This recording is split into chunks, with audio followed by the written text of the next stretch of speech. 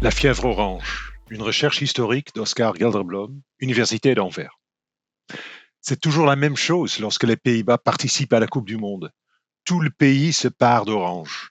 Dans les journaux, à la radio et à la télévision, on voit des reportages sur des rues, des quartiers entiers, des entreprises, des associations et des familles habillées en orange, avec des fanions partout. Même ceux qui ne participent pas à cette ferveur se rendent compte de ce qui se passe, car les supermarchés cherchent à en profiter avec des campagnes publicitaires destinées à attirer davantage de clients. C'est là que commence cette histoire. Deux de nos étudiants, Tycho Verhelst et Nicolas van Gastel, voulaient réaliser, dans le cadre du cours Capitalisme au quotidien, une recherche sur les wuppies. C'était une excellente idée, car les wuppies ont marqué leur époque. En 2006, lorsque les Pays-Bas ont participé à la Coupe du Monde en Allemagne, Albert Heijn, le plus grand supermarché du pays, avait commencé à distribuer ces petites peluches rouges, blanches, bleues et oranges à tous ceux qui faisaient leurs courses chez eux. En tant que Néerlandais, j'avais vécu tout cela. Pour nos étudiants flamands, en revanche, c'était complètement inconnu.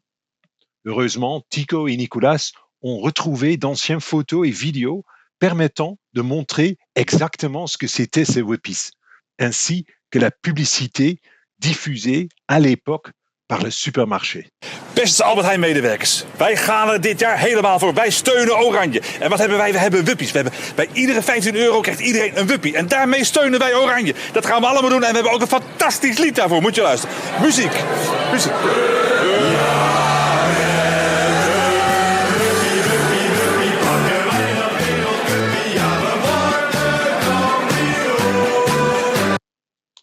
Voilà la publicité qui a été réalisée, y compris la tentative d'en faire un tube.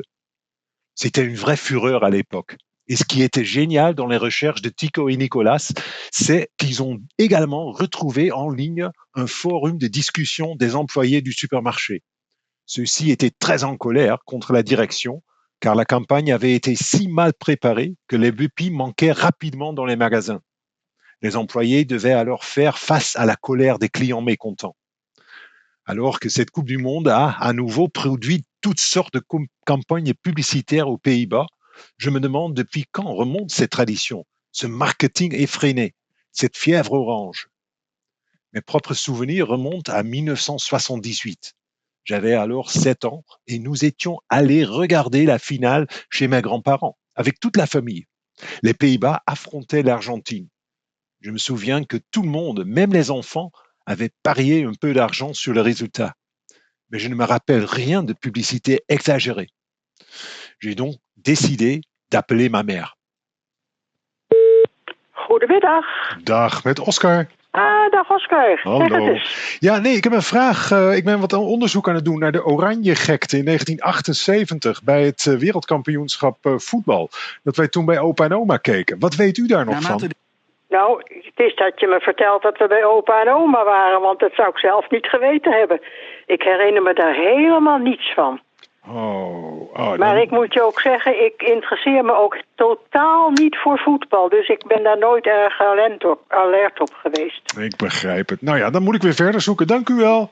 Ja, tot je dienst. Dag. Dag hoor, doeg. Alors non, elle ne sait rien là-dessus. Le football ne l'intéresse pas du tout. Et ça a toujours été. Si je ne lui avais pas raconté qu'on était tous chez mes grands-parents, elle n'aurait même pas su qu'on a regardé la finale ensemble. Mais il y a d'autres sources historiques à dépouiller. En 2017 et 2018, notre groupe de recherche a rassemblé des livres de contes de ménages néerlandais. Il s'agissait de petits carnets dans lesquels les familles notaient minutieusement leurs dépenses quotidiennes. Nous en avons collecté plus de 3000, dont au moins 70 couvrent l'année 1978. Je pensais y trouver des traces de bière, de chips, de gâteaux ou de bonbons achetés pour la finale, voire peut-être des précurseurs des campagnes promotionnelles modernes. Mais quelle déception! Je me suis vite rendu compte que la finale s'est déroulée au début des vacances scolaires. Dans l'un des carnets, je trouve bien une référence à des pesetas achetés pour partir en vacances en Espagne. Dans un autre, les mois d'été manquent car la famille est disposant d'un budget spécifique pour les vacances. En plus, la finale s'est jouée le dimanche 25 juin. À l'époque, dans notre pays assez protestant, tous les magasins étaient encore fermés le jour du Seigneur. Dans certains livres de contes, la seule dépense du dimanche est le don à l'église. Mais bien sûr, les gens ont pu faire leurs achats auparavant. J'ai donc examiné des dizaines de carnets couvrant les jours précédant la finale. Mais là non plus, j'ai trouvé des dépenses exceptionnelles. Le seul achat vraiment remarquable est une bouteille de whisky. J'ai également repéré un thermos orange acheté.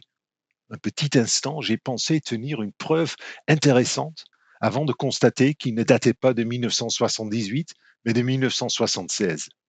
Probablement rien d'autre qu'un objet à la mode, puisque l'orange était alors une couleur très populaire dans les intérieurs néerlandais.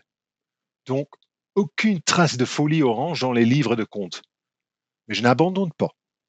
Les Pays-Bas disposent également d'une base de données appelée Delfer, gérée par la Bibliothèque nationale, qui contient sous forme numérique les journaux néerlandais depuis le XVIIe siècle. J'ai donc commencé à consulter le Volkskrant, un quotidien de gauche daté du samedi 24 juin 1978. Là encore, la ferveur semble relativement modérée. Un concert de Bob Dylan au stade de Rotterdam paraît presque plus important que la finale de la Coupe du Monde. Je trouve tout de même 2 pages consacrées au tournoi en Argentine. En les lisant, on constate que le foot lui-même n'était pas jugé exceptionnel et l'enthousiasme néerlandais semble limité. Il faut cependant tenir compte du fait qu'il s'agissait d'un journal de gauche. Pour ces journalistes, il semblait plus important de dénoncer la dictature argentine, les disparitions et les assassinats que de parler du football. Le journal allait même jusqu'à entourer le logo du tournoi de barbelés.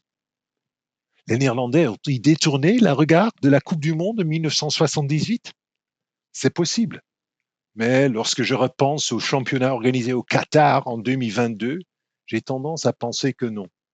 Dès que les Hollandais ont commencé leur premier match à Qatar, la corruption et les conditions de travail meurtrières sur les chantiers des stades furent rapidement oubliées par les supporters de l'Orange. C'est d'ailleurs ce qui ressort d'une chronique publiée dans ce même numéro de Volkskrant par l'ancien footballeur Jan Mulder. Il écrivait depuis son lit d'hôpital après une opération. Une infirmière lui avait apporté un exemplaire du journal tout en s'excusant. C'était le seul quotidien encore disponible au kiosque. Mulder reconnut immédiatement le phénomène. Les journaux populaires, le Telegraaf et le Algemeen Dagblad, s'étaient vendus comme des petits pains, parce que tout le monde voulait relire ce qui s'était passé sur le terrain la veille. Selon un autre journal très protestant, les Hollandais versaient des larmes de crocodile au sujet du régime argentin. Tout le monde regardait le foot. Le lendemain des matchs, les enfants arrivaient en classe les yeux encore fatigués. Et les soirs du match, la participation au consistoire chutait de manière spectaculaire. Même les frères, comme on appelait les dirigeants les plus orthodoxes des églises réformées, avaient une faiblesse pour le pain et les jeux. Et en fait, en cherchant un peu plus dans ces journaux populaires, le Telegraaf et l'Algemeen Dagblad, le jour avant la finale, dans les pages sportives, les 2 titres déploient les grands moyens.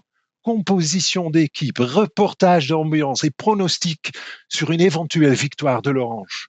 On y trouve également des publicités d'une grande banque et d'Adidas, sponsor de l'équipe nationale irlandaise. Alors, les Pays-Bas étaient-ils déjà fous de football ? Pour le vérifier, je consulte un autre fonds d'archives en ligne, celui de Beeld en Geluid, images et sons, qui rassemble les émissions de radio et de télévision néerlandaises. Il n'est pas possible de tout écouter depuis son ordinateur, mais je retrouve un journal filmé de Polygone, diffusé juste après la finale de la Coupe du Monde. De finale in zicht kwam, trok het thuisfront in Nederland zich terug bij de buis. Vol hoop kijkend naar de laatste slag in Argentinië, tussen Nederland en het gastland, dat speelde voor een eigen parochie van 80.000 uitzinnige supporters.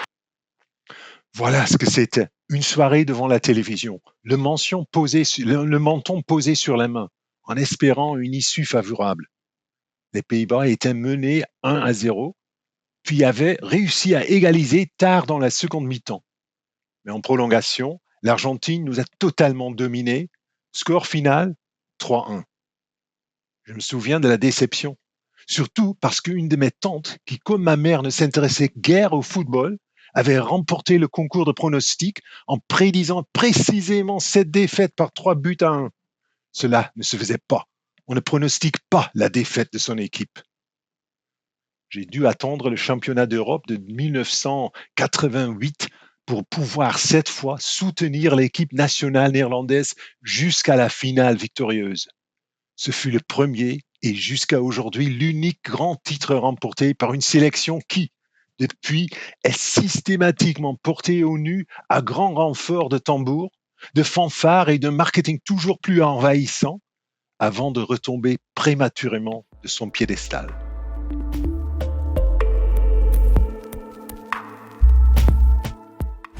Universiteit Antwerpen. Bepaal mee de toekomst.